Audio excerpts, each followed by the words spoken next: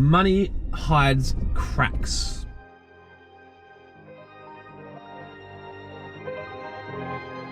Good morning and welcome to In the Car with Clint.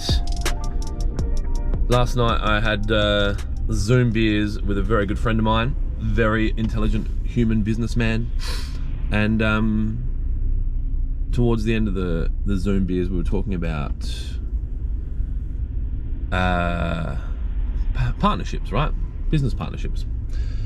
And I said something along the lines of, if you both have money, or the partnership, the success of the partnership doesn't mean, you know, food on the table for either of you, that partnerships, I think, can be can survive longer or be better.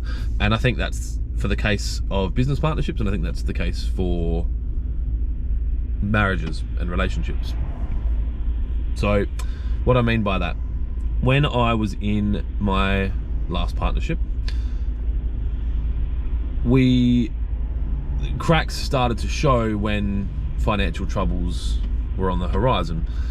And, you know, when there's not enough sales coming in or there's not enough money to pay bills, I think, at least in my experience, both partners can be looking over the fence and going, what are you doing? You're not doing enough. This is your fault. Because we tend to not look inwardly and blame ourselves. We're like, well, it's my partner. They're not making enough phone calls, or they're not working enough hours, or they're not being productive enough during the hours that they're working, or whatever it might be. And I think that can be the case in relationships as well. You know, if you've got the stresses of, you know, how are you going to put food on the table, or how are you going to pay school fees, or, you know, you can't afford to take your family on a holiday, or you can't have nice things, then for a weak relationship, it can expose cracks. And I will also acknowledge that there are plenty of relationships that do very well with no money because they are pure and the relationships work. But what I'm trying to highlight is the importance of a certain level of money. And I fucking hear this all the time. Money doesn't buy happiness. It kind of does, right? Like,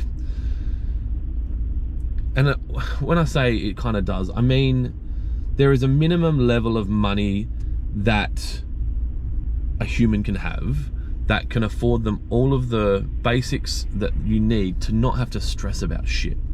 And so everyone's number's different, but you know, if you need to go to the doctor and you can't afford to, or you can't put petrol in your car and that you can't go anywhere, like all of these things contribute to you being, you know, stuck in your house if you have a house.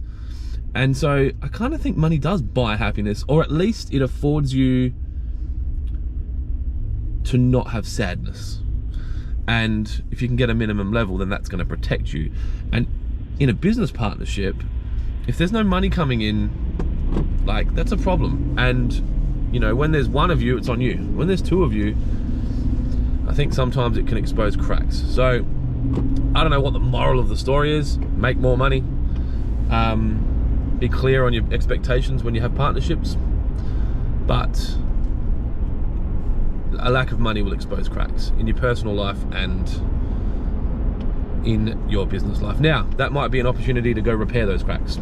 You know, maybe you've got some unreconciled issues that you need to deal with, or maybe you guys didn't communicate clearly enough with each other at the start, and this is a good opportunity to do so. I don't know. But it was on my mind, so now it's on the internet for you all to enjoy. So thank you for tuning in. Have a wonderful day. Be kind to each other. Be kind to yourself. I'll talk to you tomorrow.